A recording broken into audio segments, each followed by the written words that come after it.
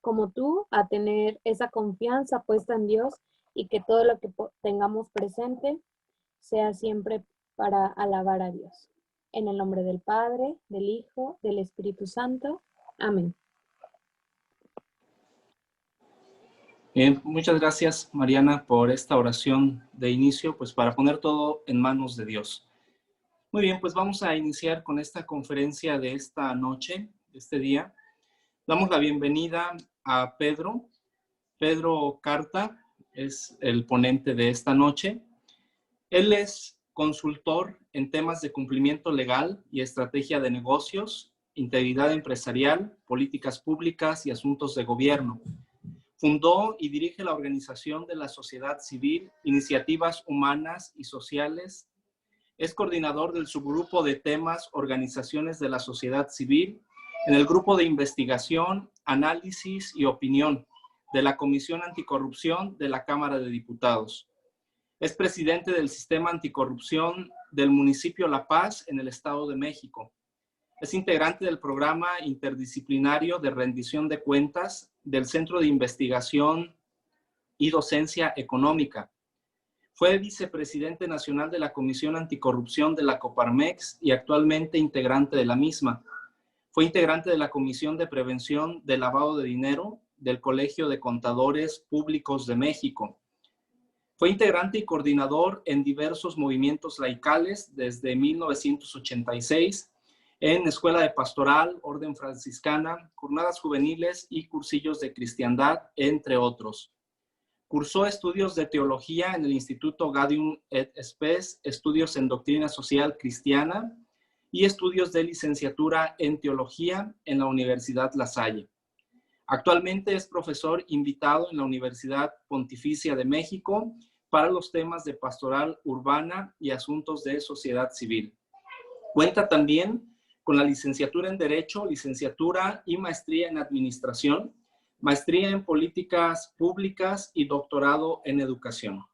Autor de más de 20 publicaciones sobre asuntos públicos, entre las más importantes, Violencia Social, Introducción a la Transparencia Activa, Gobernar con Objetivos de Desarrollo Sostenible y Democracia en la Generación Millennial. Pues vamos a dar damos la bienvenida a Pedro, que en esta noche va a compartir con nosotros. Bienvenido, Pedro. Adelante.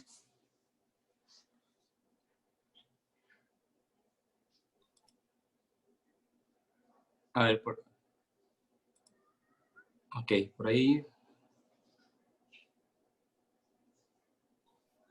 Ya se ahí escucha. Está, me parece que ya, ahí está. Bien. ¿Qué tal? Buenas noches.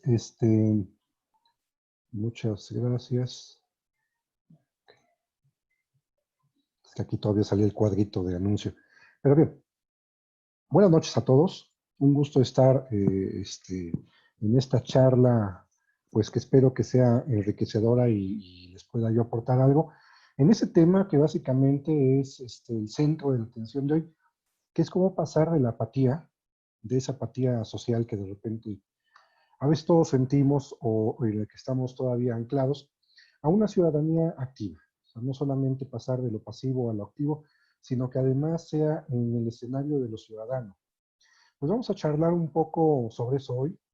Esencialmente, yo quisiera dejar como la aportación más relevante dejar algunas ideas de por qué es importante participar y el costo de no hacerlo. Comenzamos con esto. Miren, esta es una frase un fragmento bíblico que creo que todos conocemos. Realmente la idea que encierra aquí es de que finalmente no podemos echar vino nuevo en odres viejos, sino que hay que entonarlo, el vino nuevo en odres nuevos, si no, algo va a fallar. Básicamente esa es la idea central. En este mundo del cambio hoy, necesitamos también cambiar. Y en ese cambio necesitamos aprender algunas cosas, comprender otras tantas, y a partir de eso comenzar a ser activos, o más activos de lo que hemos sido hasta ahorita, o activos de otra forma, para efecto de que podamos también ayudar a construir este mundo de hoy. Una actualización de este mensaje sería, o podríamos parafrasearla así: lo que dice, las sociedades modernas son tan sofisticadas ahora y además son tan rápidas, creo que a todos ya nos consta la rapidez en cómo cambian las cosas, que ya no es suficiente ni entenderlas ni atenderlas conforme los métodos tradicionales que nos enseñaron y de los que venimos arrastrando tiempo detrás. Entonces, esa es la primera idea que me parece es importante tener en mente. Actualmente las sociedades son muy ágiles y muy complejas.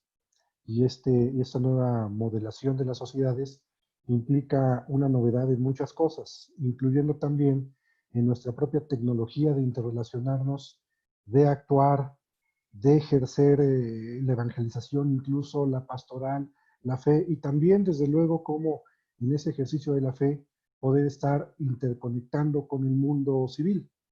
Y desde luego eso también implica una nueva modalidad de ser ciudadano cristiano.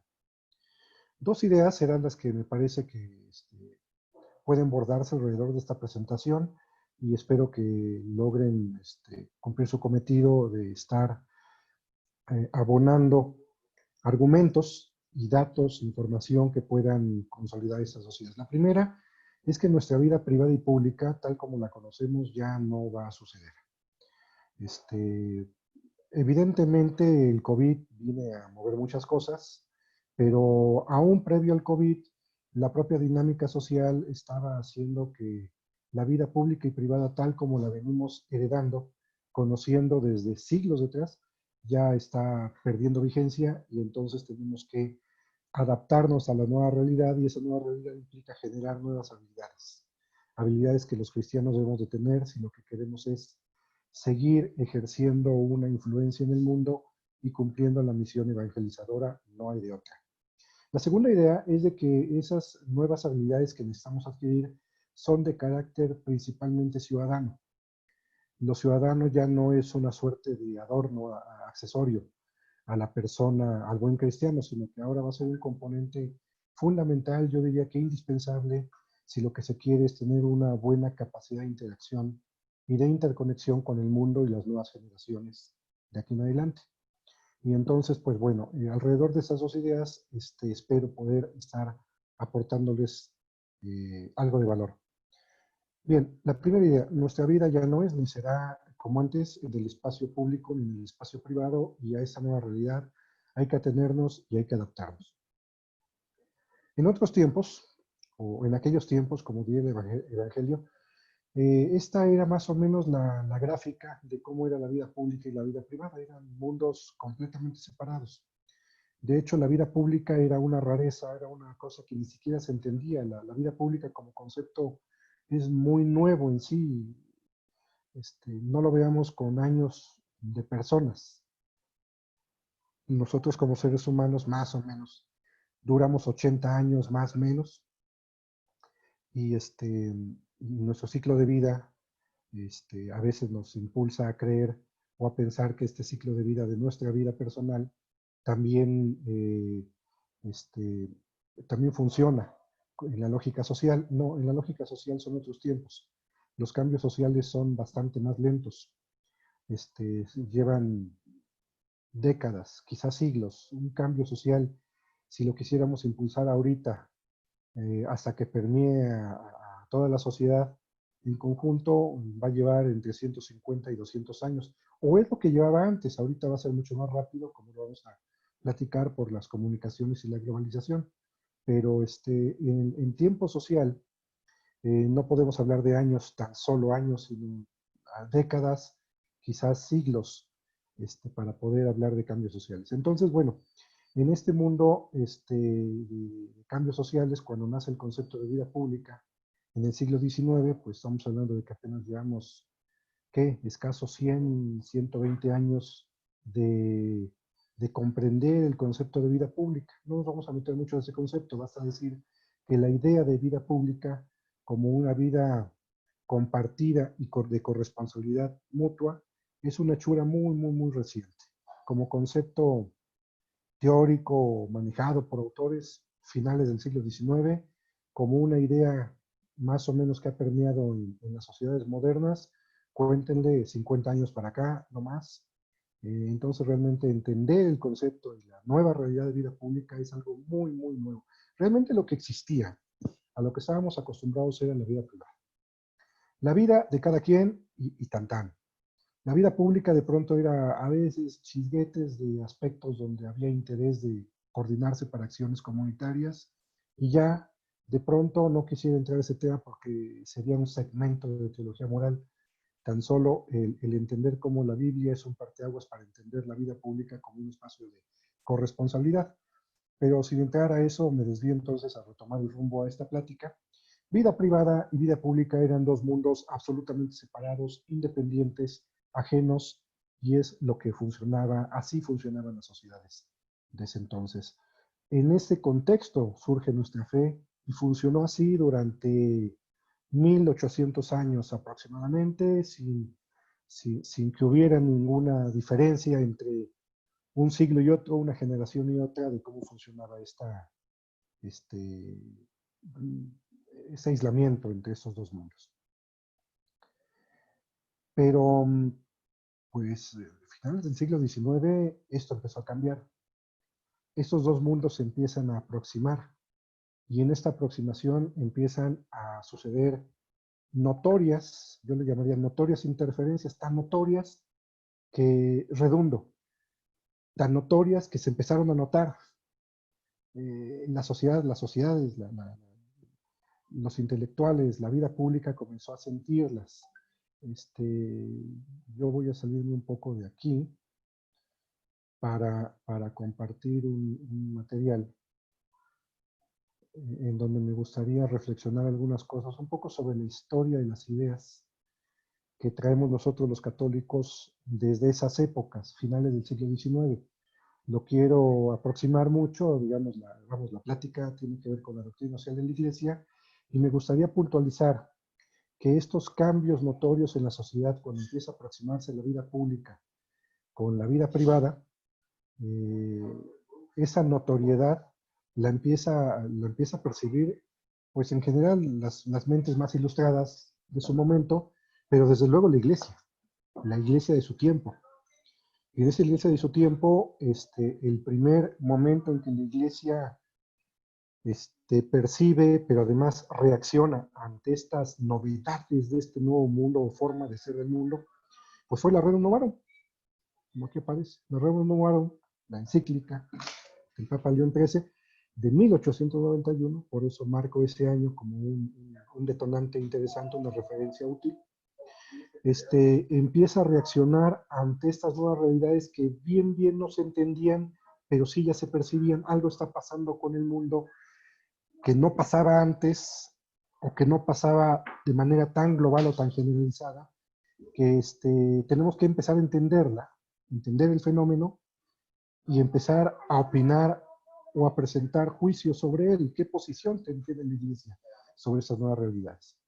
Y sin entrar en profundos análisis de las encíclicas, no da tiempo ni es el objetivo, sí me puse a revisar en los documentos papales de aquellos tiempos y hasta la fecha, de los más importantes, los más relevantes que han modelado la historia de las ideas sociales de la Iglesia desde 1891 hasta el día de hoy, aproximadamente cuáles han sido las ideas más relevantes que han estado abordando en este tránsito histórico.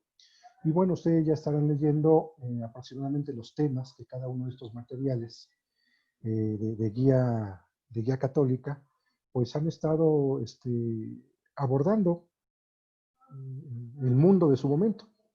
El trabajo, el derecho a la propiedad, el derecho a la acción profesional, las cosas nuevas, realmente de ahí viene su nombre, o sea, esta nueva realidad que antes nunca habíamos vivido, que es rara y desconocida, pero de la cual nos parece que tenemos que opinar, pues, ¿en qué consiste? Esas cosas nuevas, ¿cuáles eran?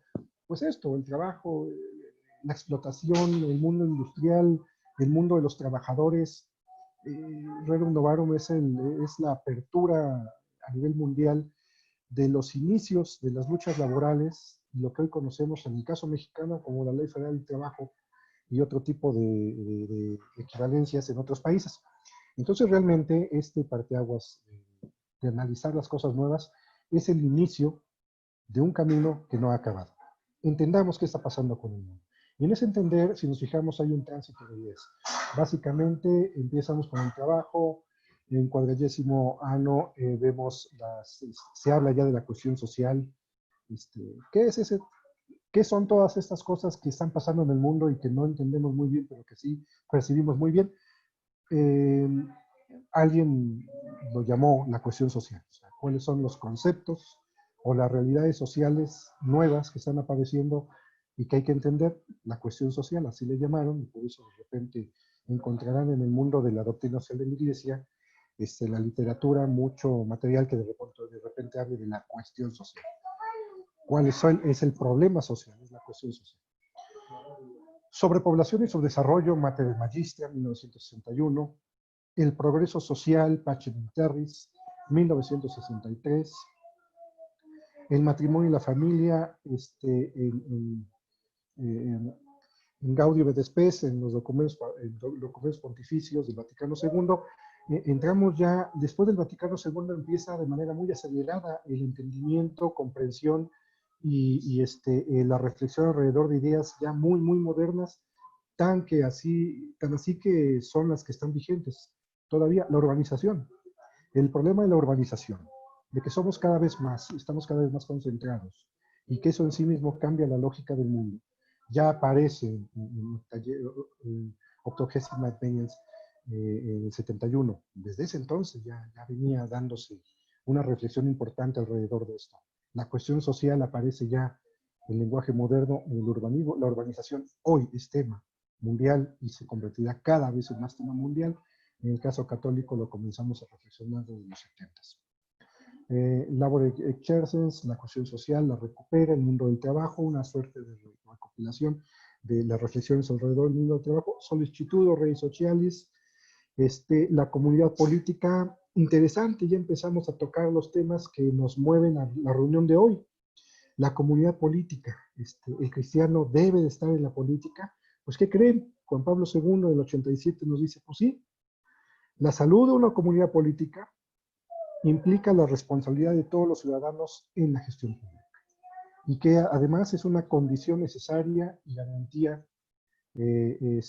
para el desarrollo de todo hombre y de todos los hombres. Nos empieza ya a precisar esa duda que había setentera, si el católico deberá de meterse a esas cosas impuras que significa la política, ¿no? Pues sí, de hecho son impuras porque no estamos, ese es el mensaje.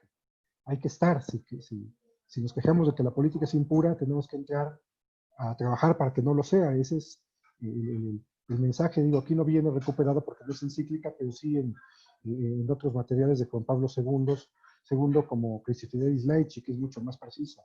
El católico que quiera, que pueda estar en política, debe estar en política. 80 años, la Iglesia aprecia el sistema de la democracia. Ya entramos en terrenos de los lenguajes modernos, de la democracia moderna, en la medida en que asegura la participación de los ciudadanos en las opiniones políticas. Pero fíjense, aquí empieza ya en los 90s, lenguaje moderno que hoy en día apenas estamos comprendiendo en México. Además de la familia, funciones primarias las desarrollan y ponen en marcha estructuras específicas de solidaridad, sociedades intermedias. Estamos hablando de 1991. Todavía no se conocía como hoy conocemos el mundo de las ONGs u organizaciones de la sociedad civil, como lo llamamos aquí en México. Bueno, eso es lo que Juan Pablo II manejaba como las sociedades intermedias, estructuras extrañas que no son exactamente públicas porque no son gubernamentales, no son exactamente privadas porque no son empresas, pero tampoco son unidades tan chiquitas como la familia. Pero están ahí en medio de todos, ejerciendo un trabajo social importante. No sé qué son, pero ahí están, sociedades intermedias, ya le empieza a llamar Juan Pablo II, lo que después se convirtió en el mundo de las ONGs u organizaciones de la sociedad civil. En el compendio de la doctrina social de la Iglesia del 2005, el que elaboró el Pontificio Consejo Justicia y Paz, que por cierto ya no existe, pues ya remarca ideas que ya Juan Pablo había manejado, el pecado social. Esencialmente todo pecado está potencialmente cargado de un pecado que afecta a la persona, al individuo que ejerce ese pecado, pero también lleva de pronto implícito un pecado social, una omisión que el haberla cometido afecta de manera colateral a los demás. Esa omisión ya empieza pues a generar consecuencias de pecado. Habla ya de la actividad de la sociedad civil, ya le llama sociedad civil, ya es un lenguaje mucho, mucho más moderno, en donde reconoce que en el ámbito del Estado y el mercado surgen estas modalidades adecuadas para desarrollar la dimensión social de la persona, la sociedad civil. Caritas in Veritate del 2009, ya nos vamos de lleno, estamos hablando ya que el mundo de sociedad civil ya es reconocido, ya es entendido, comprendido, asumido e incluso promovido por la Iglesia. Es previsible que se fortalezcan nuevas formas de participación, Caritas in Veritate lo pronostica, de aquí en adelante habrá nuevas maneras de organizarnos para participar.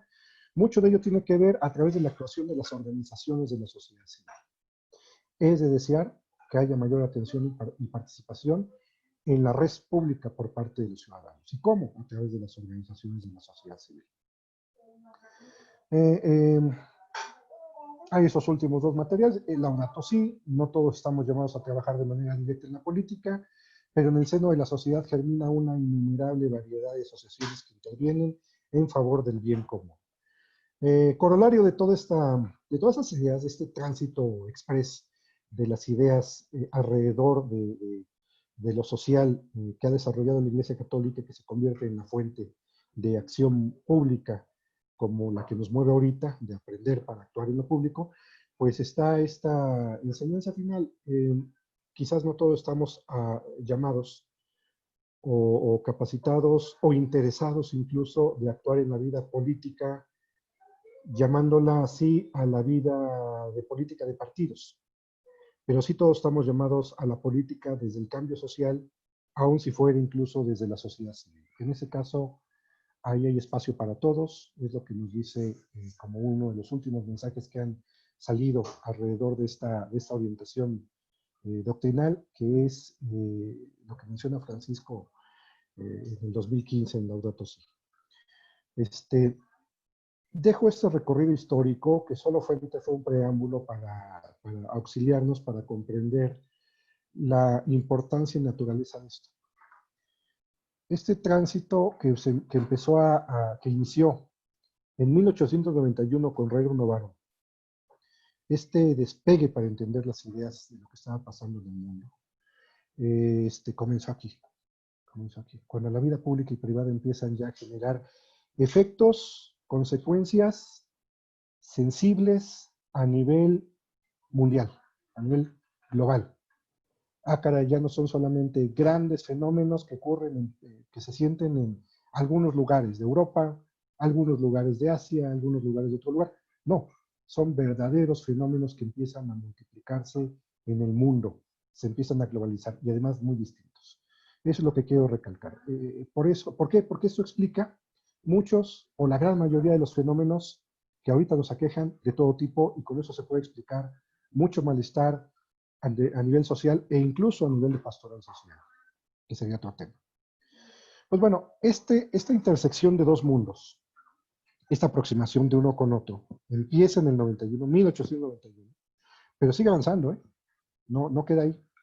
Miren, en los 60 del siglo pasado, de los 1960. ¿Por qué pongo los 60? Porque para ese entonces ya ambos mundos estaban ya bastante más intersectados. Ya empezaba a ser mucho más sensible esta nueva realidad extraña, que igual todavía no comprendemos en qué consiste, pero sí lo sentimos cada vez más. Remarco esta época porque precisamente esta comezón, que aquí ya se empezaba a sentir, aquí ya empieza a sentirse mucho más, es lo que motivó el Concilio Vaticano II. Como que hay que sentarnos entre todos a reflexionar qué está pasando, porque mucho de lo que está pasando ya descubrimos que está pasando igual en Asia, América, Europa, Antártida, en Haití, en cualquier lugar del mundo, y es como que además de global, mundial, rápido y extraño. Pues por eso surge el Vaticano II, entre otras cosas. Ya para el 2020 que tenemos, que esta cosa ya emergió, ya básicamente la tenemos aquí enfrente, muy puesta, muy intensa. Ya está mi cámara. Ya está muy notoria. Así estamos. Si se fijan, yo quise dejar la escala de las letras de la gráfica anterior intencionalmente, porque así como están los tamaños de letra, igual que en la gráfica anterior, si ustedes lo ven, es incómodo para leer, precisamente para tratar de ejemplificar que así es ahorita la vida de incómoda, así se está incomodando. La vida privada se está haciendo incómoda y la vida pública está siendo incómoda por esta nueva cosa que está aquí en medio. Algunos seguramente ya estarán descifrando qué quiere decir aquí. Algunos sí, algunos no, igual que en la vida real. Algunos ya comprenden más o menos cómo vienen estos cambios y en qué consisten. Algunos todavía no, pero en su tiempo todos lo veremos y nos quedará muy nítido, como todo cambio social. Pero por lo pronto esta nueva realidad está comprimiendo ambos aspectos de la vida pública. Ejemplos de esto son, por ejemplo, que les puedo decir, cualquiera de ustedes antes del COVID. O sea, ya no hablemos del COVID, que ahorita hiperacelera las cosas. Antes del COVID. Cualquier persona iba al banco y aunque tú tienes un conjunto de prerrogativas y derechos privados, como por ejemplo usar gorra o llevar lentes oscuros donde y cuando se te pegue la gana, pues resulta que sí, donde y cuando se te pegue la gana, pero en un banco no. ¿Por qué? Porque no. Las razones no las discutiremos ahorita. El punto es de que se convirtió en ley, en una legislación. Hay norma jurídica que te dice de un banco no puedes usar gorra, no puedes usar lentes, no puedes usar casco, no puedes usar aparatos electrónicos de comunicación, no puedes. Es que es mi vida privada, pues sí, pero ¿qué crees? Es que hay aspectos de vida privada que por realizarlos en el banco afectan la vida pública. Entonces resulta que ahora tenemos una realidad combinada, que esa es precisamente esa nueva realidad que estamos entendiendo y comprendiendo, que está abarcando de manera acelerada y con mucha cobertura ambas vidas. Es que hay una ley de protección de vidas personales, como por qué se mete el Estado, que es vida pública, con vida privada, que son los datos personales. Ah, pues porque hay mucha gente que usa tus datos personales para extorsionar, delinquir, cometer fraude, retirar dinero de las tarjetas, lavar dinero. Pues, ¿qué crees? Hay muchos aspectos de vida privada que son de vida pública y que entonces realmente ya no nos queda muy claro dónde queda una, dónde queda la otra y se convierte en una nueva realidad de vida pública y privada. Y esto no va a parar, seguramente va a seguir, se va a intensificar un rato más, por lo menos va a asentar, me parece, hasta el 2030. La vida público-privada será la realidad más general, y la vida privada, y la vida pública, puras por sí mismas, serán las menos. La vida pública-privada es algo que va a ser notoriamente imperante en las sociedades próximas. Pero además, bueno, gracias COVID-19, el 2030 creo que se va a acelerar, pues ya empieza a ser desde ya, y en el 2025 se va a consolidar mucho esto. Y ya lo estamos viendo, los protocolos de seguridad sanitaria que está exigiendo el IMSS en el caso de las empresas para que puedan garantizar su apertura y operar sin ser multados o sin ser cerrados, pues ya son una madeja completa de reglamentaciones y normatividades que afectan vida pública y privada al parejo, ya son combinaciones, son nuevas realidades. Este trabajo de vida pública privada no es un asunto menor, es sumamente relevante, porque precisamente por no entender esta nueva realidad combinada, por seguir aferrándose las organizaciones y las instituciones modernas, las que son públicas, a tratar de rescatar o seguir funcionando en escenarios de funcionamiento estrictamente públicos o estrictamente privados, es por lo que están fallando los sistemas, como una de las razones de más peso.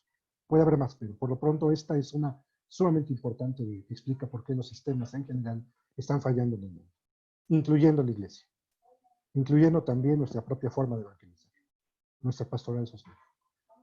Ay, Dios mío, es que no oro demasiado. Bueno, sí, ora más, hace falta, pero no solo porque ores, o sea, si hay una causa, que si no la estás entendiendo, que si no entiendes por qué esta madeja intermedia está creciendo y qué es lo que, qué habilidades nuevas requiere para su administración, el solo estar aquí o el solo estar acá ya no te salva, ¿no? Ya no te ayuda, ya no alcanza para que puedas influir en el mundo de hoy, y mucho menos en el de mañana. Parte de esos grandes cambios o de las explicaciones de por qué surgen esos grandes cambios es que están aparejados con un fenómeno de urbanización, fundamentalmente urbanización. Por eso lo que marcaba la historia de las encíclicas posteriores al Vaticano II es muy importante, porque la urbanización es el punto medular. Bien así lo vio Paulo VI, que fue el primero que lo percibió. La urbanización es un gran problema en términos de que nos descompone las estructuras sociales, como las conocíamos, nos crea nuevas. Aquí está México, ese es México en su escenario de crecimiento urbano. De 1950, en donde estábamos hablando que más de la mitad de la población era rural, al 2010, y en las extrapolaciones todavía no hay resultados del censo 2020, está en proceso, pero en las extrapolaciones ya superamos el 80% de población urbana. Realmente 8 de cada 10 mexicanos, mexicanas, viven en contextos urbanos o urbanizados en México. Realmente el mundo en general está urbanizado y el país, desde luego, también. ¿Eso que nos genera? Interesantes cambios y transformaciones. Este es un cuadro que ha desarrollado el Consejo Nacional de Población en México, de un escenario de cómo estarán conformados, cuántos centros urbanos en sus distintas modalidades de tamaño habrá en los próximos 10 años en México. Si se dan cuenta, viene un escenario sumamente aterrador. De los 384 centros urbanos que hay ahorita en México, se estima que en 10 años, que son muy rápidos y muy pocos, habrá 961. Un crecimiento urbano impresionante. Eso nos lleva a tratar de reflexionar sobre, en principio, sobre los problemas públicos tal cuales. Las capacidades administrativas de nuestros gobiernos son sumamente limitadas hoy para administrar pequeños centros urbanos de 15,000 personas. Dentro de 10 años, cuando esta geografía suba a 50,000 personas y se convierte en un centro urbano de ciudad pequeña, conforme a la clasificación CONAPO, caray, si no mejoran sus capacidades de gobernar, en menudo problema vamos a estar. Vamos a tener los problemas que tenemos ahora más agudizados y multiplicados. Entonces, de ahí el tamaño de la responsabilidad social de empezar a involucrarnos en lo público, porque si alguien no corrige la falta de planeación y la limitada capacidad gubernamental de hoy y hacemos algo en esos próximos 10 años, los problemas se agudizarán y se multiplicarán, y es un asunto no de mal agüero, es un asunto estrictamente matemático. Pero también, pues no estamos en la gloria de los católicos. Esto va a representar también importantes modificaciones en la forma de hacer pastoral social y en general de todos los procesos de evangelización de la propia iglesia. No es lo mismo tener una geografía diocesana de 50,000 habitantes y ahora de repente me la crezcan a 100,000, o me siento Dios porque tengo una arquidiócesis de 500,000 o 800,000 habitantes y en 10 años va a ser de 1,000,000. Las lógicas de cómo administrar esas poblaciones y sus dinámicas no es una cosa pequeña, son cosas importantísimas. Tan importantes que el hecho de que los gobiernos no lo hayan entendido les ha costado ineficiencias. Entonces, bueno, yo espero que también la iglesia, todos los que la conformamos, entendamos a tiempo que no entender esas dinámicas, cómo llegan, cómo vienen y qué se espera de ellas, nos puede costar bastante en términos de no planear. Un poco para hablar de lo que nos ha costado el no planear, el no atender lo público. Desde la frontera normal, ciudadano común, pero también desde la frontera cristiana, el no participar. Miren, en esta gráfica hace algunos años hice un estudio en donde identifiqué cuántos mecanismos de participación ciudadana existían en las dependencias y entidades de la Administración Pública Federal en México. El gobierno federal se constituye por una multiplicidad de dependencias y entidades, son un montón, las 17 secretarías de Estado, más todas sus entidades instituciones públicas federales, por lo menos hay 250. Aproximadamente, porque el dato exacto no lo tiene ni el propio gobierno federal, esa es otra historia. Una cifra que la función pública, su cifra no coincide con la de Hacienda, pero en fin, bueno, eso es parte del tiradero de casa desde el punto de vista gubernamental, pero no hay número cerrado 250. Bueno, en estas organizaciones públicas federales, no incluyo las estatales, solo federales, hay 627 mecanismos de participación ciudadana. Casi todos. La gente, la ciudadanía se concentra en esos tres temas: ambiente, educación, salud. Y oh sorpresa, son los temas en donde tenemos algún avance mayor. Con esto quiero acentuar la importancia de la participación ciudadana. La poca participación ciudadana que hay en México se concentra en estos tres temas en coordinación con el gobierno federal. Y son, si se fijan, los temas que más o menos van avanzando. Realmente me parece que hoy en día cualquiera de ustedes tiene me podría decir, si hiciéramos un ejercicio a mano alzada, que no podemos hacerlo ahorita porque sería latoso y tardado contar, pero pues ¿quién de ustedes no conoce o no ha escuchado el cambio climático? De las especies en peligro de extinción. Realmente el tema ambiental ha hecho un buen trabajo en términos, y no es porque el gobierno lo haya hecho, es porque mucha sociedad civil, de la poquita que hay, la mayoría se está concentrando en ese sector ambiental. Educación, todos hemos escuchado de la reforma educativa y de la necesidad de mejorar la calidad educativa de los estudiantes. Esos temas que escuchamos se discuten, aparecen, se procesan en los medios, en foros, capacitaciones, reuniones, es porque la sociedad civil está ahí, la poquita que tenemos está ahí concentrada haciendo cosas. Y salud, obesidad infantil, la epidemia de diabetes que tenemos en México, el sobrepeso de los mexicanos, el problema del dengue, la chikungunya, asunto de salud, de salubridad, ahí están. Si hay sociedad civil, los temas crecen. Pero ¿qué creen? Todos estamos literalmente llorando, así, llorando, porque la inseguridad no la aguantamos. Los asaltos, los robos, secuestros, extorsiones, todo tipo de problemas de inseguridad. ¿Y qué creen? Ahora sí que pecado social, recuerden, Juan Pablo II, la omisión, el pecado de omisión. Miren, vean ustedes lo que venimos arrastrando. Seguridad pública, ¿dónde está seguridad pública? Seguridad pública. Ni siquiera se ve, ni siquiera tiene barrita, tiene 2 mecanismos de participación ciudadana. Es decir, la ciudadanía nunca le interesó, no le interesa, o no le interesaba hasta hace poco, participar con los gobiernos para mejorar el tema de seguridad pública. Por eso estamos como estamos. Y eso se reflejó hace 3 años, 4 años. Ahorita espero que haya cambiado, pero ¿cuánto puede haber crecido? ¿4, 5, 6? ¿Cuándo va a alcanzar el nivel de la participación que tienen esos temas? Claro, si nos dedicáramos todos, les apuesto que a lo mejor si nos decidiéramos hacer una campaña nacional católica para la participación pública, a lo mejor logramos que esto suba pronto. Pero vamos, la moraleja es que por no estar ahí, por no participar ahí, estamos como estamos.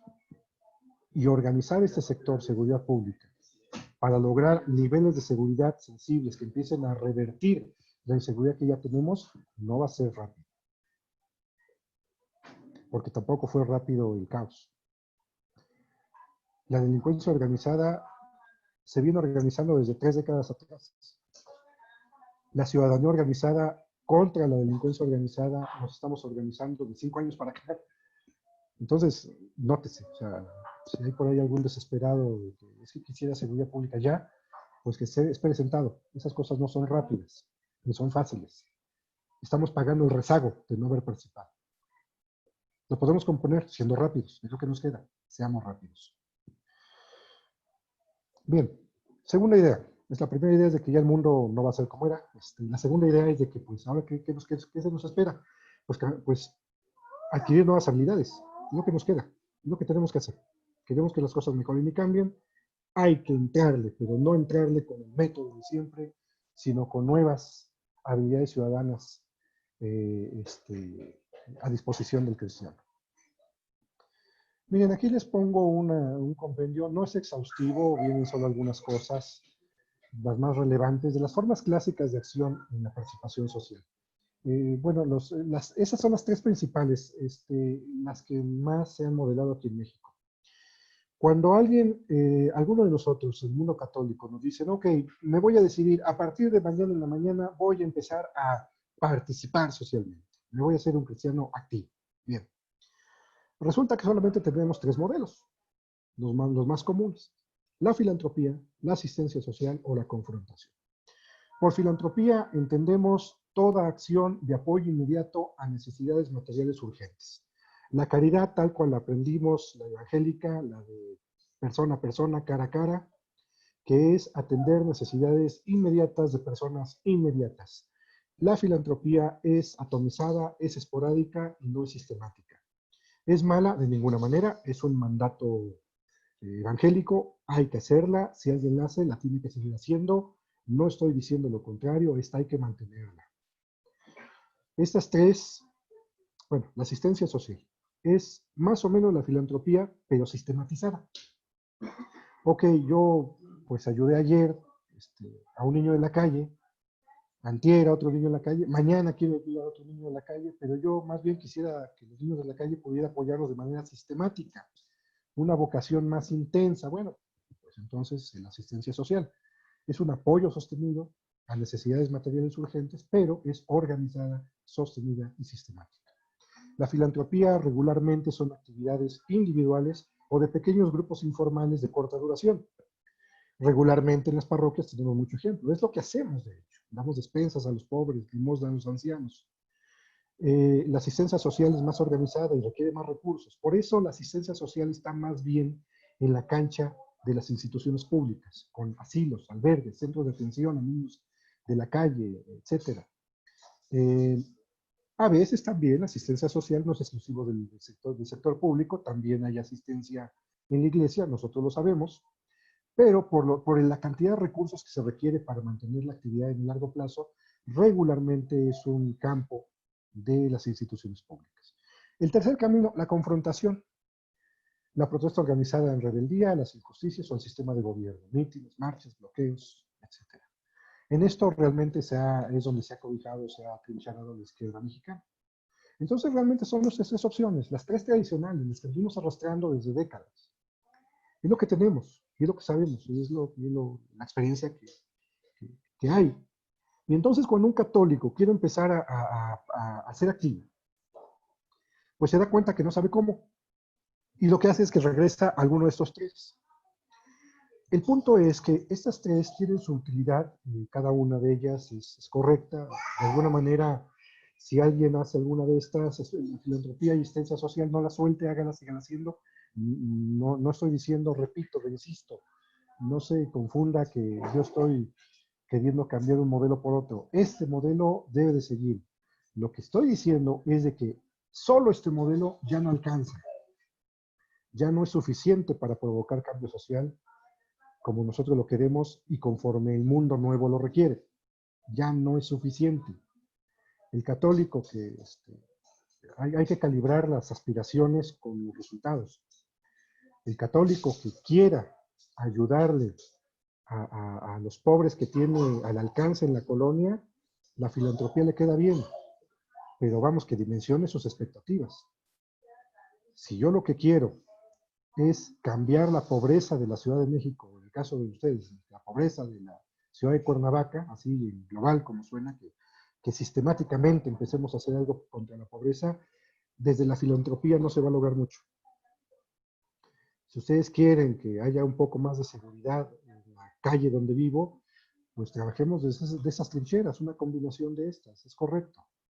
Pero si lo que quiero o lo que necesito es de que haya seguridad pública en toda la ciudad de Cuernavaca, esto por sí mismo no me alcanza. Ese es lo que ha generado mucho problema en el desánimo, en la apatía de los católicos. Soy apático porque no veo resultados en mis esfuerzos. Perdón, es que tu esfuerzo va por la filantropía. Tu esfuerzo está hecho para ayudar a seres humanos inmediatos, no para cambiar un sistema social. no para cambiar la condición de una ciudad. Tú quieres dedicarte al cambio social, esos no son tus soluciones. Estas son soluciones para mitigar síntomas de algunos inmediatos.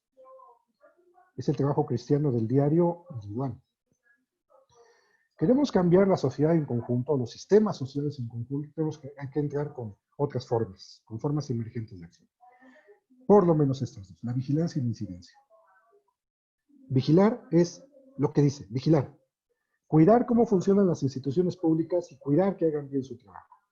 E incidir es un nivel mucho más, es participar, colaborar, construir junto con las instituciones públicas las decisiones públicas. Es decir, cogobernar. Ay, es que eso nunca me lo enseñaron en el catecismo. Pues no, nunca, no había esa realidad. No creo que tarde mucho en que ya también en el catecismo empecemos a meterlo de manera intensa estas nuevas ideas, pero mientras no está, el hecho de que no esté no quiere decir que no sean herramientas para el cristiano. Sí, sí lo son. Y hoy más que nunca.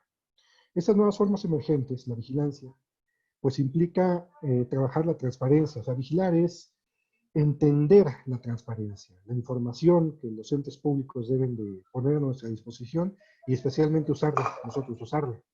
Nuestro trabajo es usarla. Las contralorías sociales, vigilar que se hagan bien las cosas, que el actuar público suceda bien, los observatorios ciudadanos, que se logren observaciones finas para tratar de entender comportamientos adecuados o inadecuados respecto a los problemas públicos.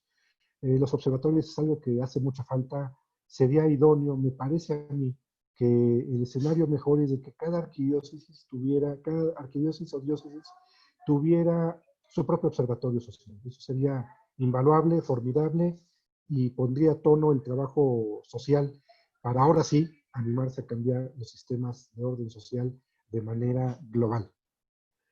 La incidencia, mecanismos de participación ciudadana, los comités vecinales es incidencia.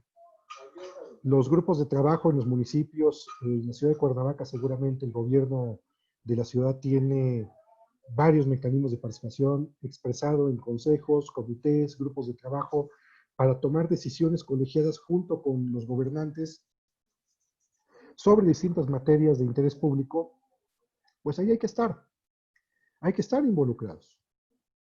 Es tedioso, cansado, aburrido, pues sí, nadie dijo que sería fácil, o sea, lleva trabajo y es el trabajo los que quieran, ahora sí que quien tenga oídos que oiga, pues entonces es el que hará caso y se involucrará. Ese es en esta nueva lógica de vida público-privada, la forma en cómo alterar, componer, mejorar el mundo es bajo la lógica público-privada.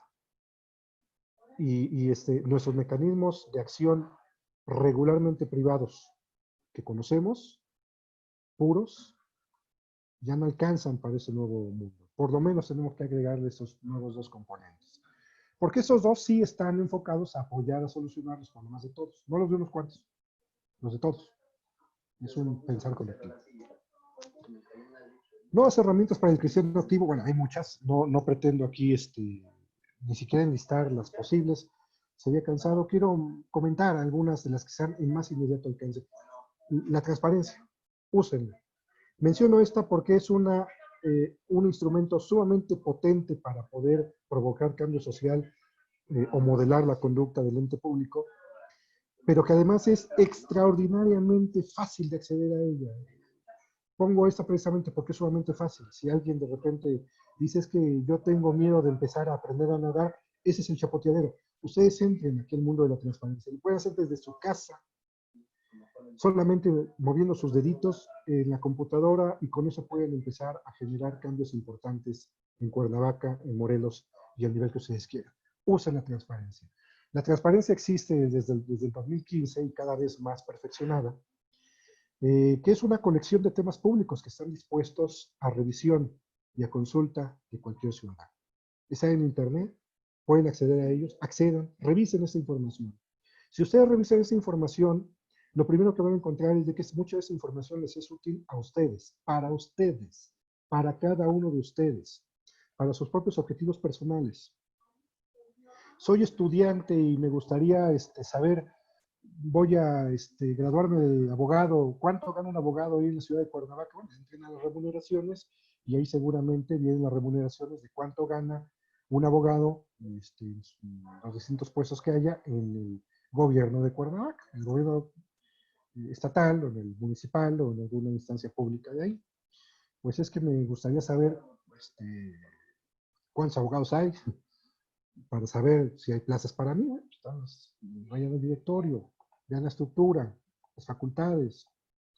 Me interesaría saber si hay alguna vacante para mí, hay concursos de vacantes. Si a lo mejor más bien doy servicios profesionales por fuera, ¿cuánto puedes gastar por honorarios? Es decir, la información pública que está disponible se puede usar en principio para beneficio propio. Así de egoísta, pero así de práctico. Ustedes úsenla para ustedes. ¿Quieren elevar el nivel? Úsenla para la cuestión de la diócesis, para sus parroquias. Hagan uso de la información. ¿Qué programas ofrecen? Digo, a ver, la gente viene aquí y de repente solamente le doy palmadas en la espalda y ya, démosle algo más. Oye, yo te ayudo. Yo desde aquí, desde la parroquia, me pongo a revisar qué programas ofrece la ciudad de Cuernavaca. Y los tengo aquí impresos para que cuando alguien llegue y pregunte, aquí tengo los programas públicos y conforme a la ley de transparencia, que es un asunto ya más detallado, algún día sería interesante, si ustedes gustan, yo con mucho gusto platicar con detalle qué ofrece la ley de transparencia, pero por lo pronto sí ofrece trámites, servicios, requisitos, tiempos de tardanza, cobros si es que los hay, e incluso formatos para descargar y llenarlos. Sería sumamente valioso que una parroquia tuviera a su disposición todo este tipo de material para que una persona en mucha necesidad que se acerque, no solamente hagamos el esfuerzo de ayuda individual, la filantropía, sino que entremos también en el terreno del cambio público. Oye, te voy a ayudar con estos recursos que me da el Estado, con la transparencia. La voy a usar para ti. Y en la medida en que lo haga mucha gente, mucho tiempo, progresivamente esto va perfeccionando la propia información que está publicada. Porque el bombardeo de consulta de información pública permite que el ente público también perfeccione su información. Si yo coloco lo que compro, lo que he adquirido como ciudad de Cuernavaca, pero nadie lo consulta, pues aprendo que a nadie le importa. Y entonces aprendo que si yo me esmeré la primera vez para ofrecer un expediente grande, pues ya no es necesario que me esmere más, porque nadie lo revisa, entonces cada vez voy diluyendo el expediente, de grado que después pongo lo que se me pegue la gana, porque al fin y al cabo nadie lo consulta. Al revés, si yo como gobierno aprendo que me bombardean con preguntas de todo tipo sobre todos los temas y a cada rato, pues en defensa propia lo que me queda es estar perfeccionando la información, porque ya he aprendido que si no la coloco, alguien va a brincar y me va a decir, oye, te falta. Porque además déjenme decirles, que el tiempo no da, pero a ver si al final alcanzamos a entrar a un portal de transparencia del Estado de Morelos, donde veamos algún sujeto obligado. Si alguien no tiene la información que aquí ofrece, se le puede denunciar. Y oh sorpresa, solo apachurrando botones. Así de simple. Así de extraordinariamente sencillo es empezar a trabajar en el mundo de lo público, pasar de ser apático a ser activo, tan solo usando la información, así tan fácil, así tan ridículamente fácil, que a mí también se me hace increíble, ridículamente increíble, que la mayoría de la gente no lo está haciendo, que la mayoría de los católicos no lo estemos haciendo. Bueno, un poco de historia de las transparencias. Están los sistemas anticorrupción, también hay que usarlos. El sistema anticorrupción de Morelos, ahí está vigente, existe, hay que participar con él. Desde el flanco de los ciudadanos, los sistemas anticorrupción, que son estructuras especializadas para prevenir y empezar a combatir la corrupción, que es un mal que nos duele a todos, se conforma, hay una estructura que se llama Red de Participación Ciudadana, que estoy casi seguro que el sistema anticorrupción de Morelos no la ha instaurado. Y no es porque los conozca muy bien, sino porque en general en México casi nadie los está instaurando. O sea, es un tema que apenas está arrancando. Sería encomiable, sería maravilloso, ejemplificador, ilustrativo, cristiano, si la diócesis de Cuernavaca fuera una de las primeras en dar el ejemplo y hacer su cartita al sistema estatal anticorrupción de Morelos y decir, oye, sistema estatal, con fundamento en el artículo 21 del Comité de Participación Ciudadana que dirige el sistema. Fracción 9, en donde dice que es facultad del Comité Ciudadano del sistema llevar un registro voluntario de las organizaciones de la sociedad civil que deseen colaborar contigo para establecer una red de participación ciudadana con fundamento en ese articulado de ley. Te estoy solicitando que me incorpores a la red de participación ciudadana porque quiero participar contigo en la tarea de prevenir y reducir progresivamente el fenómeno de la corrupción en Cuernavaca, Morelos. En verdad sería maravilloso, sería una gran sorpresa. Ojalá y que de pronto, si alguien está motivándose a hacer ese tipo de osadías que se requieren hoy más que nunca, háganlas, yo seré feliz, incluso los puedo ayudar, asesorar. Yo encantado de que esto pueda suceder y ocurrir pronto. Me da miedo ir solo. Diócesis de Cuernavaca, pues no vayan solos, vayan acompañados. Miren, esas son las organizaciones de la sociedad civil que tiene Morelos. Es que me da vergüenza ir solito. Digo, no debería de darle tanta vergüenza. Los cristianos hemos perdido la vergüenza para hacer el bien. Deberíamos de tener ya entrenado eso. Pero, ¿qué creen? Si quieren, vayan acompañados. Ahí tienen mucho material. En Morelos existen 1096 organizaciones de la sociedad civil. Por lo menos 1096. Esas son las que están registradas, formalizadas, notarizadas y que existen y que reportan y que tienen todas las formalidades de ley. Hay algunas que a lo mejor son más modestas, más informales, pues cuéntenles además todas esas, pero por lo menos hay 1096 y todas, bueno, no todas, la mayoría, una buena parte, 493 en Cuernavaca. No, es que yo, qué flojera ahí moverme como en tiempos de Cristo, ¿no? Pues que no te muevas, ahí en Cuernavaca hay 493, tan solo ahí ya tienen mucho material. Si de esas 493 hago un trabajo de ir a tocar puertas, de ir a visitarlos, de ir a convocarlos, a invitarlos, a que se acerquen con la arquidiócesis, con la diócesis, para que comiencen a trabajar en proyectos como este, de formar parte de la red del sistema anticorrupción y empezar a trabajar para desembarazarnos de ese cáncer que tenemos en México, que es la corrupción. Si de esas 493 toco las puertas en todas, me hacen caso solo el 10%, que yo creo que con un buen trabajo les harían caso más, pero solo el 10%. Les tocó mala suerte, Cuernavaca está salado, no me hizo caso más que el 10%. Bueno, son 50 organizaciones. Miren, en la presentación que me hicieron al principio, ahí menciona que me tocó formar parte del grupo que impulsó la ley 3 de 3. Ustedes recuerdan, la ley 3 de 3 es una ley que se hizo famosa hace unos años y que dio origen a la ley de responsabilidades administrativas y la ley del sistema anticorrupción. Fueron las leyes que le dieron origen a los sistemas anticorrupción. Organizaciones de sociedad civil, fuimos 37. 37 organizaciones de la sociedad civil, fuimos las que impulsamos el proyecto Ley 3 de 3 para promover la iniciativa de ley que le dio origen a los sistemas anticorrupción. Lo logramos. Fue un éxito. Y esto lo digo más allá de por la vanidad personal. Lo digo como ejemplo de que para un proyecto nacional fuimos 37.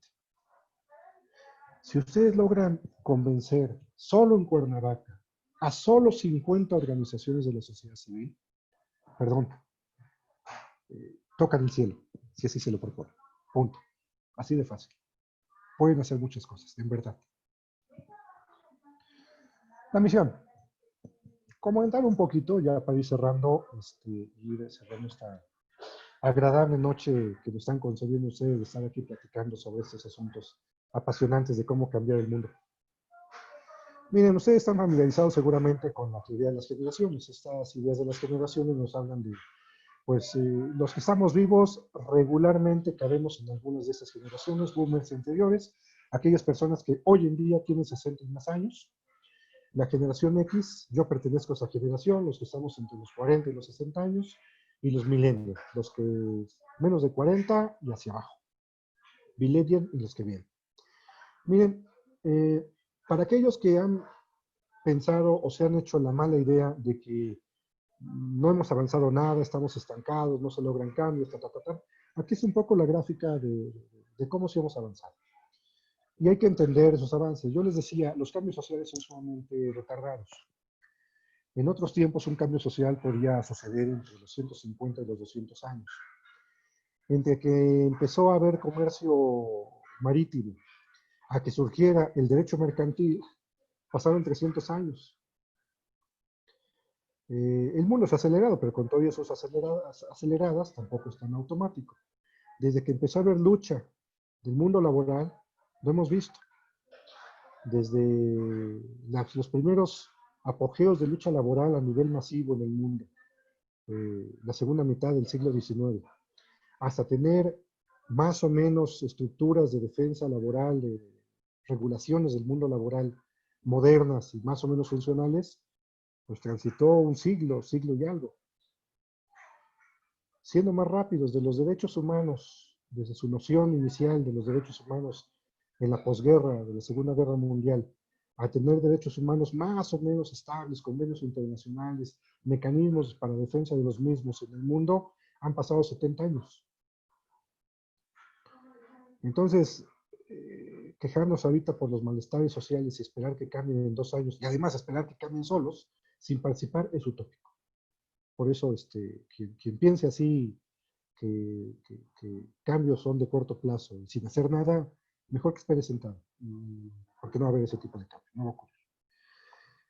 Y los que sí queremos hacer el cambio, pues también tenemos que entender que ese cambio pues es gradual. El cambio social es gradual, por las razones que les expuse. Y en esta gradualidad hay que entender cada quien cuál es su misión, su propia misión histórica. Nuestros padres y abuelos, para los que estamos en la edad, repito, yo soy generación X, generación Timbiriche, para las personas de 60 años y más, su reto fue crear leyes. La democracia no aparecía ni siquiera en la ley. La transparencia ni siquiera aparecía en la ley. Todas esas realidades nuevas que permiten que el mundo pueda cambiar, que México pueda cambiar, la crearon los boomers, las personas de 60 y más años. Ellos ayudaron a impulsar leyes. Oye, es que la ley pues no dice que haya salud y educación para todos, pues hay que ponerlo. Que haya democracia, pues hay que ponerlo. Que haya voto, que se respete el voto, pues hay que ponerlo en la ley. Los que somos generación X nos tocó una circunstancia social, y los activistas sociales de generación X vimos que muchas cosas ya estaban en las leyes. Lo que no había eran instituciones que les dieran materialidad. La generación X nos dedicamos a crear instituciones. Los que somos generación X nos tocó en los 90 crear al Instituto Federal Electoral, ahora Instituto Nacional Electoral, el INE. Nos tocó crear al Instituto Nacional de Transparencia. Nos tocó crear a la Auditoría Superior de la Federación. Nos tocó crear a las instituciones que le dieran materialidad y operatividad a las leyes, a los aspectos de ley que ya habían logrado nuestros padres y nuestros abuelos. Los millennials, me parece que si hay millennials que me escuchen, transmítanselo a todos los millennials de Cuernavaca, pues hay que ser menos quejumbrosos. Ya no estamos partiendo de cero, ya hay leyes, ya hay instituciones. Le costó trabajo a los abuelos, nos costó trabajo a nosotros, los de edad mediana. Pues a ellos les toca tomar la estafeta y ahora aprender a usarlas. Así de simple. Ya hay leyes, ya hay instituciones, pues ahora úsenlas. Simple y sencillamente, úsenlas. Ya ni siquiera tienen que crearlas. Con que las usen es bastante ayuda y contribuye mucho al cambio. Bueno, y para los millennials, si algunos me escuchan, transmítanselos. Hay una promoción generacional que no vivieron nuestros abuelos y tampoco nosotros. La promoción generacional es que transparencia, anticorrupción y el cumplimiento, así como la palabra lo dice, el cumplimiento, pues es todo un paquete que incluso empieza a ser hasta rentable. Hoy en día, todas las instituciones públicas tienen plazas, personal pagado, dedicado a provocar transparencia dentro de cada organización. Hoy en día, les comenté, existen sistemas estatales anticorrupción. Los sistemas tienen plazas, puestos pagados de gente que se dedica a tiempo completo en atender el tema anticorrupción en el estado de Morelos. Y cumplimiento no se diga, el término cumplimiento empresarial, si lo buscan en el Google, cumplimiento empresarial es un tema que va para arriba, es sumamente nuevo, sumamente importante, tan nuevo que les podría apostar que en la mayoría de las universidades, si no es que en todas las universidades de Morelos, no existe una materia ni un contenido en cumplimiento empresarial. Y no la habrá en algunos años, surgirá dentro de 5 o 7 años. Los profesionistas que están ahorita estudiando una carrera no alcanzarán a estudiar en sus materias el cumplimiento empresarial. Pero el cumplimiento empresarial viene tan intenso que prácticamente no habrá empresa mexicana importante o mediana incluso que no deba de usar los servicios de ese tipo de profesionales. Así de grande viene la promoción generacional. Transparencia, anticorrupción y cumplimiento tienen ya espacios pagados para que si alguien se interesa en hacerse especialista de estos temas, puede incluso hasta vivir de ello. Los abuelos de los millennials y los padres de los millennials no tuvimos esa oportunidad. Hoy en día sí la tienen. Es decir, perdón, más fácil, más ventajoso para provocar el cambio social, no lo veo. Y esto tiene una razón de ser. Hay una lógica de fondo de por qué empieza a haber todo un mercado que se está detonando alrededor de estos temas. Es una lógica muy simple que hay que entenderla así como se las explico. La corrupción, el mundo de la corrupción, ha generado durante tantos años en México un verdadero mercado de la corrupción. Hay gente que vive de tiempo completo gracias a la corrupción. Si queremos combatirla, pues no hay de otra más que empezar a generar también incentivos sociales para generar también ejércitos de personas pagadas de tiempo completo para combatir esa corrupción. Por eso, esta promoción generacional. Es decir, con todo esto que les estoy platicando, si se dan cuenta, el saldo global para el católico que quiera ser activo es muy favorable. Tanto las circunstancias nos obligan como también las condiciones están ayudando para que nos hagamos activos. Es decir, ¿qué más les puedo decir?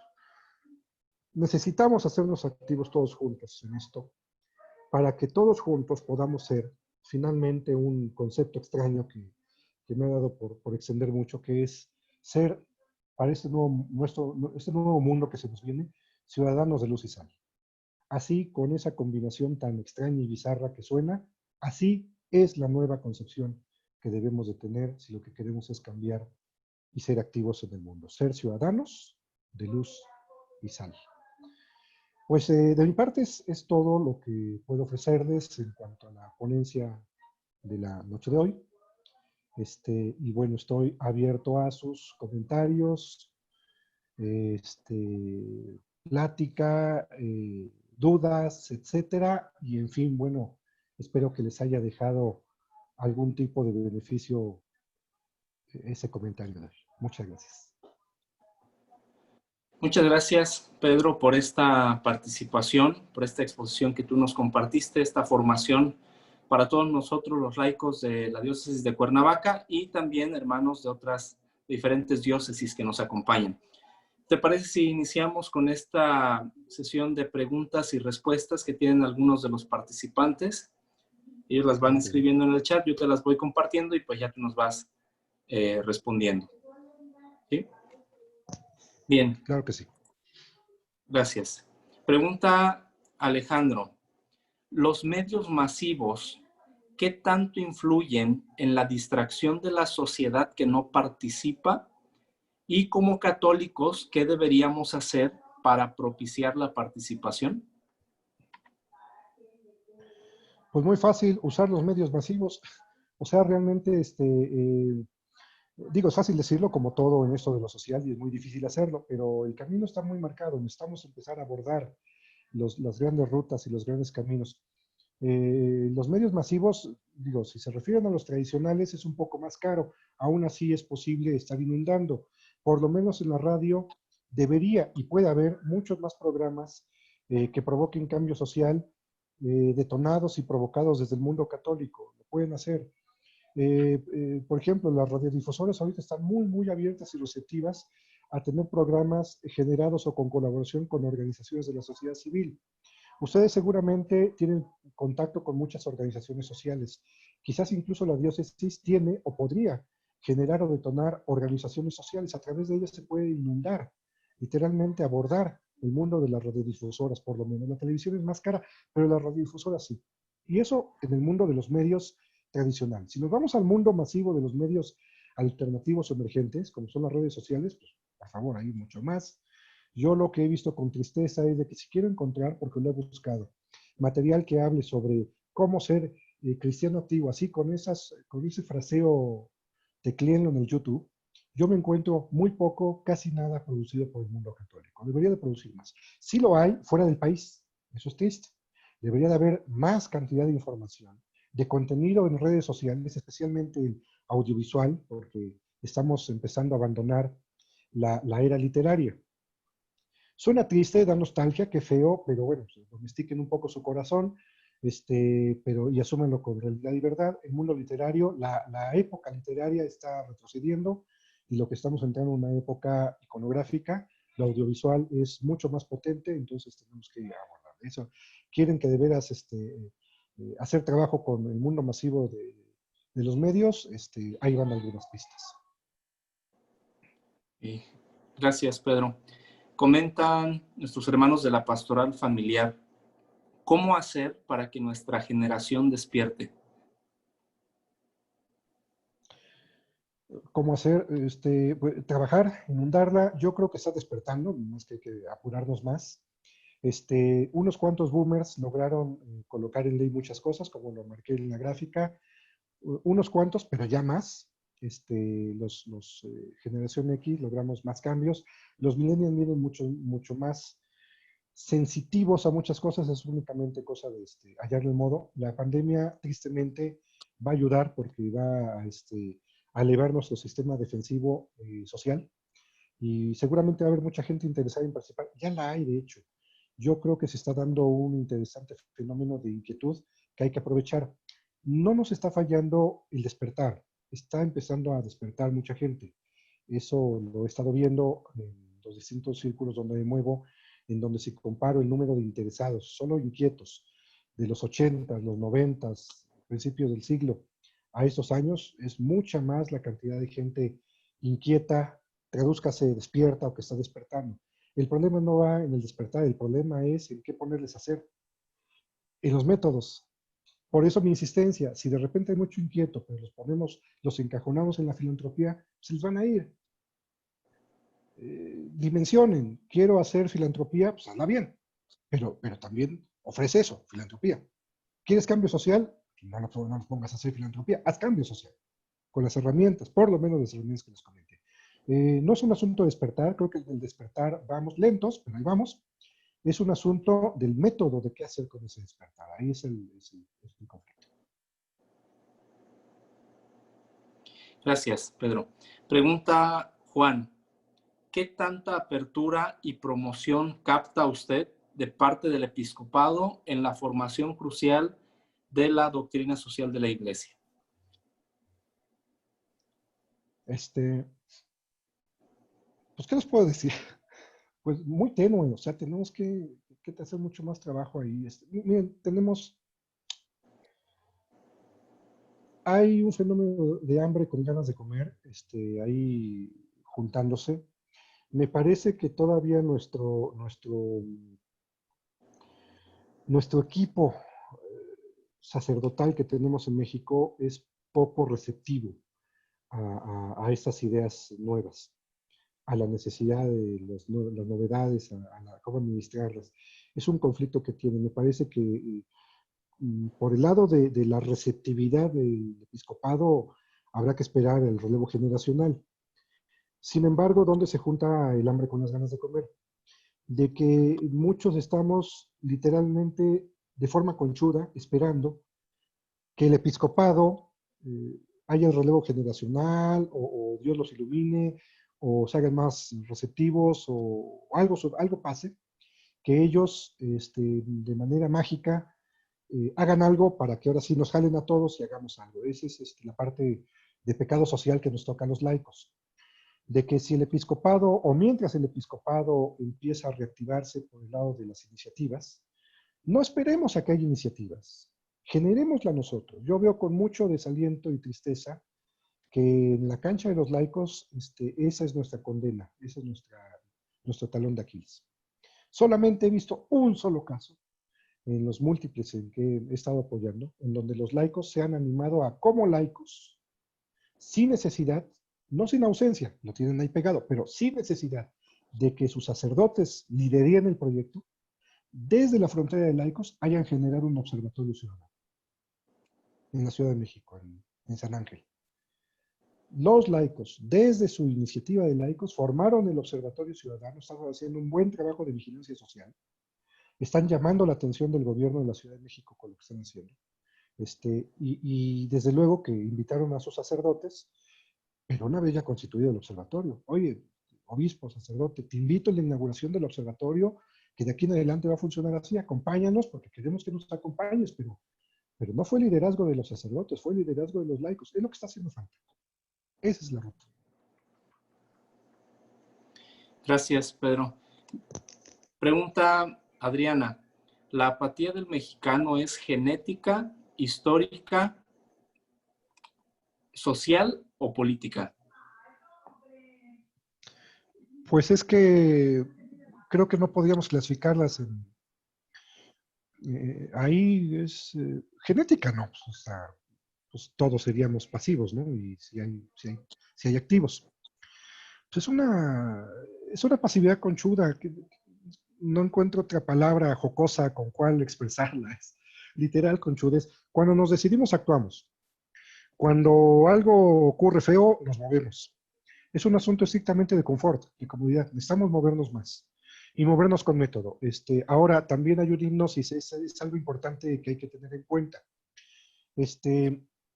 Aquí redondo un poco, porque sí es importante. Quiero tomar unos 3, 4 minutos, perdón, pero sí es sumamente importante para aclarar esta pregunta y dar luz alrededor de ella, porque es sumamente común que me la pregunten en muchos escenarios. ¿Cómo se nos quita lo pasivo? A ver, primera, no necesitamos ser tantos, bueno, cualquier sociedad, no solo la mexicana, no requiere ser una gran cantidad de población activa para que la sociedad se activa. Quienes han estudiado la pirámide de Maslow, este autor señalaba que basta con que el 1% de una sociedad mantenga la pirámide de la escala de necesidades en el top más alto para que esa sociedad sea funcional. Es decir, para que los mexicanos seamos verdaderamente activos, la sociedad sea una sociedad saludablemente activa, presente en la vida pública, se requiere que estemos activos los 125 millones de mexicanos que somos, no. Con que seamos 12.5 millones de mexicanos, no, perdón, el 1%. ¿Cuánto es el 1% de 125 millones? Dígame alguien. 125,000. 1% de 125 millones. 125,000 millones. No, pues 1.250.000. ¿De cuánto? 125 millones, el 1%, 1.250.000. Eso necesitaríamos de ser. Eso es lo que tiene, de hecho, cualquier país civilizado. Es conforme a sus estadísticas. A veces está un poquito más, por eso funcionan bien. Así de simple. ¿Cómo vamos? En un libro que yo escribí en el 2015, Introducción a la Transparencia Activa, si alguien me escribe, con mucho gusto se lo obsequio en la versión digital. Ahí yo hice un cálculo en el 2015 con base en el Registro Federal de Organizaciones de Sociedad Civil, los registros estatales, aproximadamente haciendo un cálculo del número de diócesis y parroquias que hay en México, activistas sociales dispersos por ahí. Hice un cálculo ahí medio mafufo. Me salió una cifra de que somos, o éramos en el 2015 aproximadamente 60,000 mexicanos, mexicanas, que estábamos dedicados de manera más o menos concentrada, más o menos atenta al mundo de lo público. 60,000 mexicanos. En el 2016, el INEGI sacó una cuenta satélite donde empezó a medir el beneficio social que generaban las organizaciones no lucrativas. Dentro de sus estudios, de sus resultados, apareció, a mí me generó satisfacción porque me indicó que tengo alguna cierta capacidad de tino. En el 2016, el INEGI estimó que personas dedicadas a las cuestiones cívicas, al activismo social, a la cuestión de generar, aportar beneficios al Producto Interno Bruto desde la frontera de lo cívico, éramos aproximadamente 70,000 mexicanos. La diferencia de 10,000 se explica porque yo hice el cálculo en el 2016, el INEGI en el 2016, perdón, del 2015 al 2016, un año y medio más o menos de diferencia. Eso quiere decir que como vamos, en el 2020 seremos quizás que 80, 90,000, se están acumulando. Se puede ver de dos maneras. Uy, nos falta mucho para 1,250,000. Sí, sí nos falta mucho, lo cual nos debe de poner atentos de que necesitamos acelerar el paso para hacer pronto por lo menos 500, 600,000, y ahora sí se empieza a notar el cambio, se empiece a sentir una ciudadanía activa en buena parte del país. Mientras sigamos siendo solo 80,000 gatitos, no se nota tanto, aunque ya nos notamos en muchas dimensiones. Porque si lo vemos por el otro lado, desde la frontera optimista, pues en tiempo de Luis Echeverría seguramente no eran ni 500. Por eso esos activistas sociales eran fáciles de cazar. Si vamos a López Portillo, no sé cuántos serían, pero pues 1,000 no eran. Realmente el que seamos ahora 70, 80,000 es un éxito divino, realmente, y entonces quiere decir que sí estamos avanzando. Pero entonces, bueno, el camino es acelerar más para que lleguemos a ser pronto. Yo creo que el teórico son los 1,250,000. Cuando lleguemos a pasar el umbral del 500,000 de mexicanos razonablemente involucrados de manera sistemática en los asuntos públicos, la sociedad en sí misma se activará y los gobiernos empezarán a modelar sus conductas porque habrá suficientes personas vigilándolos y ellos ahora sí se sentirán suficientemente vigilados como para modificar su actuar público. Digo, no es un asunto solamente de ilusión mágica de que cuando me vuelvo activo ya será pasivo.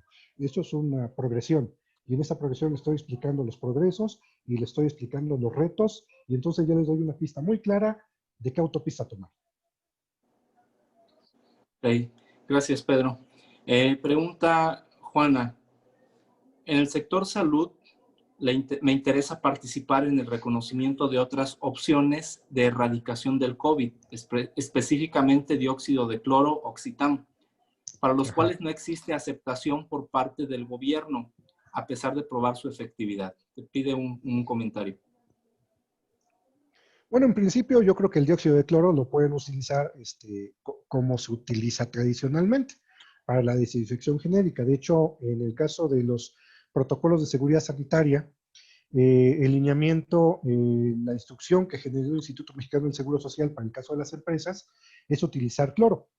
Sin embargo, como recomendación genérica, el Instituto Mexicano no lo puso como un mandato. El instituto permite que se utilice otro tipo de sustancias que puedan ser de equivalencia al cloro o mejores. El dióxido de cloro sí ha alcanzado a mostrar un nivel de eficiencia comparable con una ventaja adicional que no es tan dañina y corrosiva como es el cloro. Tú limpias con cloro o lo que sea y el olor es molesto porque está dañando tus fosas nasales, pero además al contacto es agresivo en la piel. El dióxido de cloro no.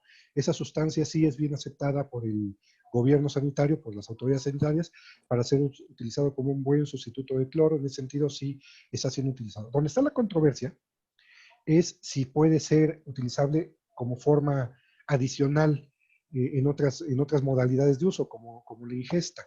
Eso sí es más delicado. Yo ahí creo que deberían de acercarse a los institutos nacionales de salud, que son los autorizados para validar si esto ocurre o no. La parte de investigación son los institutos nacionales de salud, así como tal búsquenlos en el Google y ahí seguramente hay instituciones. Abogo por la transparencia, hablando de ser activos. En los institutos nacionales de salud ustedes entren a sus portales, entren a la plataforma de transparencia, ahí aparecen sus líneas de investigación y muy posiblemente alguna les interese para familiarizarse con ese asunto del dióxido de cloro. Por el campo práctico, en la frontera inmediata de la emergencia del COVID está la COFEPRIS. La COFEPRIS también tiene de repente algunos materiales que pueden ser útiles para entender este mundo. Y en todo caso, para incidir y estar dentro del tema, los institutos nacionales de salud. Gracias, Pedro. Un par de preguntas para finalizar. Pregunta José Luis, ¿cómo podemos generar iniciativa a los laicos? ¿Qué sugieres? Lanzarse, no le piensen demasiado, háganlo. Miren, hay un indicador muy saludable y se los paso al costo. Es una suerte de medición empírica en tantas experiencias de pastoral urbana que he visto. Dos premisas. Primera, capacítense lo más que puedan. Capacítense, capacítense, capacítense. Segunda premisa, y pónganlo como regla. Nunca se sigan capacitando si antes no han practicado por lo menos lo de la capacitación anterior. Capacítense el equivalente de la mitad de lo que hagan. Si siguen ustedes esas dos reglas, en verdad aprenderán a empezar. Tómense como propósito, porque de repente hemos caído en vicios. Diría que yo no estoy autorizado para declarar pecados definitivamente. Si me está escuchando alguna autoridad eclesiástica, usted disculpe, no sugiero siquiera que sea un catálogo un catálogo de pecado lo que pienso decir, pero sí yo diría que roza con el pecado la persona que exagera en solo capacitarse sin hacer. No afirmo, no soy autorizado, pero sí sugiero que roza con el pecado. Si ustedes se capacitan 24 horas, por lo menos hagan algo 48 horas más. Si no, estamos cayendo en un problema. Háganlo así. Ahora, ¿en qué? Ustedes elijan. Yo ya les di varias sugerencias. La más facilita, empiecen a usar la transparencia, empiecen a revisar sus instituciones públicas a través de los portales de transparencia. Ya les di otra, váyanse con organizaciones sociales. Hay 493, ¿no? En Cuernavaca, busquen algunas de ellas, acérquense, aproxímense. ¿Quieren la base de datos? Pídanmela y con mucho gusto les doy las bases de datos de las organizaciones sociales de Morelos. Por si alguien dice, ay, qué difícil, ¿dónde las encuentro? Yo les doy la base. Nombre de los representantes sociales, correos electrónicos, teléfonos, domicilio de la oficina. No pueden pedir más. Claro, pídanla. No me gustaría lanzarla, ni el libro que les ofrecí, ni la base de datos, porque si no hay el interés, no hay el interés. Si en verdad alguien de los que me escucha tiene el interés, pídame y por lo menos ya sé que ese esfuerzo se hizo de solicitar la consulta. Y entonces adelante, doy el material y háganlo, láncense en algo. Ir a visitar organizaciones, revisar a sus gobiernos a través de los sitios de transparencia como preliminares de lo que aquí estoy ofreciendo. Funden un observatorio diocesano, sería excelente. En cualquier cosa que ustedes decidan, yo con mucho gusto los puedo apoyar y asesorar. Claro que sí. Lo que se necesita primero es ver obras. Lánzanse, anímense. Si no se animan, no veo de qué manera puedan romper el ciclo. Última pregunta, Pedro. Pregunta José Arturo. Pregunta sobre participación política en este tiempo de elecciones en Hidalgo. Soy de la diócesis de Tula. Muchos jóvenes contienden en partidos diversos. Algunos piden contactos con la iglesia. ¿Seremos apáticos para no iluminar o preparar? Iluminar y preparar para la acción política, ¿entendí? Sí. Pues miren, preparar para la acción política. Ahí hay un gran espejismo que quiero aprovechar unos minutos también para tratar de resolver o disolver. Somos muy enfáticos. Me parece que hemos sobrecargado nuestra maquinaria de preocupación social alrededor de que llegue el hombre o la mujer perfecta al cargo público. Eso no existe ni en Alemania, ni en Bélgica. Es más, si tomáramos un político alemán bien portado y lo pasáramos a ser político mexicano, quizás en 1 o 2 años sería igual de portado que los mexicanos. Porque efectivamente no es un asunto genético el que estamos como somos. Es un asunto de instituciones y de reglas y de dinámica social. No esperemos demasiado colocar a los candidatos perfectos. Ayuda mucho, desde luego que ayuda. Desde luego que es importante capacitar, promover ciudadanos que se lancen como buenos candidatos y que los muchachos estos que están proponiéndose como candidatos del partido que sea, tengan una calidad ética razonable, una solvencia moral benéfica para todos. Pero no está ahí la clave. La clave no es poner superpersonas en los cargos públicos. La clave es que todos vigilemos esos cargos públicos, para que entonces ahí sí, no importa quién pongamos, el que esté, el que quede, se sienta suficientemente vigilado y acorralado para comportarse en márgenes razonables de función pública, no importando su calidad moral personal. Esa es la clave. Así funcionan los países desarrollados. Me parece que es bastante desgastante el esfuerzo de estar buscando o incluso formando superhombres o supermujeres. Sí hay que agregarle, desde luego, sí fórmate, sí instrúyete, sí demuéstrame que sabes a lo que vas, sí recorre o repasa tus contenidos éticos y morales, desde luego que sirve y ayuda, pero esa no es la clave. Ese es el gran problema, de que estamos sobrecargando la maquinaria hacia buscar las superpersonas, cuando lo que no ayuda es el sistema en conjunto. Necesitamos mejorar el sistema, y la mejor manera de mejorarlo es vigilar. Tan simple y sencillo. En la próxima elección 2021, ustedes, si quieren de veras empezar a hacer sentir a los gobernantes en turno, los que están saliendo, y también los que van a entrar, o los que vayan a moverse de cargo a cargo, dejen de hacer preguntas sencillitas y simples. Dejen de hacer preguntas infantiles. Hagan preguntas de fondo. Hacer preguntas de fondo requiere necesariamente transitar por la transparencia, entender la información, conocer cómo funciona el gobierno y ahora sí meterme en las preguntas de fondo. Para que se acuerden en el 2021. Si ustedes preguntan cosas tan simples como cuándo, dónde, por qué, perdón, cuándo, dónde, con quién, cosas accesorias, ¿dónde recurro a los programas sociales? ¿Cuántos vehículos hay en el municipio? Son buenas esas preguntas, pero no son de fondo, son accesorias. Y bueno, luego tenemos unas preguntas mucho más ligeras. Oye, ¿qué piensa hacer para que combatir la pobreza? Pues así, lo que te responda funciona en Cuernavaca, pero también funciona en Uganda. Vayámonos a preguntas precisas. Las de mejor calibre son las que incluyen el por qué. ¿Por qué? Señor alcalde, ¿por qué en el programa estrella del municipio de Cuernavaca usted está beneficiando a los niños de entre 7 y 12 años de la zona sur de la ciudad? ¿Por qué esos y por qué no otros? ¿Por qué ese programa no está fundado, o por lo menos no hemos encontrado estudios estadísticas que argumenten que usted tiene razón? Señor candidato, ¿por qué cuando usted quiere ser diputado, por qué cuando usted fue regidor faltó al 40% de las sesiones de cabildo? Ahí están las actas de transparencia.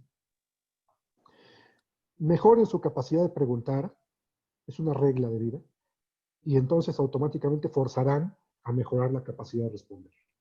¿Por qué los gobernantes responden con lo que sea? Literalmente, lo que sea, porque la gente les pregunta vaguedades de lo que sea. Así de simple. Muy bien. Ya finalmente, ya hay muchas personas interesadas en tres cosas, Pues, en que les puedas compartir, claro, en toda la presentación, en toda la sesión que compartiste, pero en el material que amablemente tú estás ofreciendo y que compartes. Entonces, no sé si pudieras compartirnos en el chat tu correo electrónico o algún contacto para que ellos puedan ponerse en contacto contigo y les puedas compartir el libro que mencionaste, la base de datos que mencionas y mostraste una tabla entre tu presentación donde vienen los documentos del magisterio de la iglesia. No sé si esa Sí, también pudieras sí, también compartirnos. les paso esa hojita de Excel, claro que sí, para que lo tengan ahí de repente. Quiero ser preciso, yo solamente seleccioné de los documentos pontificios algunos fraseos útiles para esta plática. No, digo, si me escucha algún experto en doctrina social o alguien de la diócesis o alguno de los sacerdotes especializados en esto, no me vaya a acusar de diluir los documentos. No es un análisis de ninguna manera exhaustivo, son únicamente fraseos que puedan ser útiles para más o menos ver la ruta en el tiempo de estas grandiosas ideas de los papas. Sí, como no, ahí yo puse ya el correo mi correo electrónico en el chat. De todos modos, en la presentación que les voy a enviar a ustedes, ahí viene al final mi correo también. Entonces, con mucho gusto. Sí, de acuerdo. Ya está por ahí entonces el correo electrónico para que quien guste lo puede ir copiando. Muy bien, pues te agradecemos, Pedro, por tu participación con nosotros. A nombre de la Diócesis de Cuernavaca y del Consejo Diocesano de Laicos, te agradecemos esta participación en esta charla. Adelante, Mariana. Muchas gracias, Pedro. Te mandamos un abrazo. Bueno, muchísimas gracias por la invitación. Encantado de estar con ustedes. Muchas gracias, Pedro. Y de igual forma a cada uno de los asistentes, a nombre del Consejo Diocesano de Laicos, pues seguir agradeciendo el tiempo que han dado para esta formación y los seguimos invitando para que el próximo jueves, de manera muy puntual, podamos asistir y seguir motivando si conocemos algún hermano de nuestra pastoral que vimos que hoy faltó, poderle hacer la invitación para que se vuelva a sumar el próximo jueves a las 8 en punto. Y para finalizar, pedimos al Padre Manuel si nos podría dar su bendición.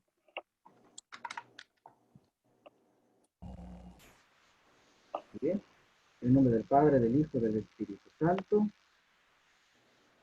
Agradecido, Señor, por estos momentos en los cuales tú nos has iluminado a través de la enseñanza, a través de la instrucción, de la doctrina de la Iglesia. Te pedimos que nos sigas acompañando para que, sacudiendo nuestras perezas, apatías, Señor, podamos convertirnos no solamente en verdaderos cristianos, sino en verdaderos ciudadanos buenos, que construyamos en este mundo tu reino, para así alcanzarlo en la plenitud. Te lo pedimos, tú vives y reinas por los siglos de los siglos. El Señor esté con ustedes. Y la bendición de Dios Todopoderoso, Padre, Hijo, Espíritu Santo, descienda sobre ustedes y permanezca para siempre. Amén. Bonita noche. Muchas gracias a todos. Nada más, antes de que se vayan, el correo, como en el chat está la opción solamente escribir al hospedador. El correo, lo confirmamos, es Pedro Carta, sin S, ¿verdad? Pedro Carta Terrón. Así es, pedrocartaterrón@hotmail.com. De todos modos, a mí me dieron un WhatsApp. Ya en ese momento estoy enviando la presentación para que ahí al final de la presentación también viene mi correo y a sus órdenes. Yo les envío el material. De todos modos, si ustedes googlean por nombre, ahí pueden encontrar más referencias de temas y cosas en los que de pronto ando metido. Por si alguno de esos temas coincide con algo que ustedes estén haciendo, quisieran hacer, yo encantado de poder apoyarlos en lo que yo pueda. Claro. Muchas gracias.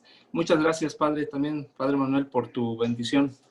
Muy bien, pues nos despedimos. Que pasen todos buenas noches, que Dios los bendiga y nos vemos el día jueves.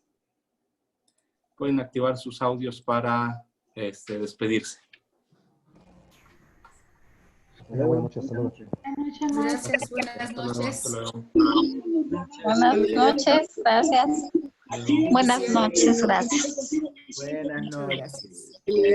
Muchas gracias, buenas noches. Gracias, bendiciones.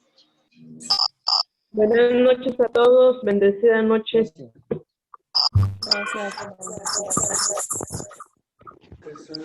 Sí, Carlos. Venga.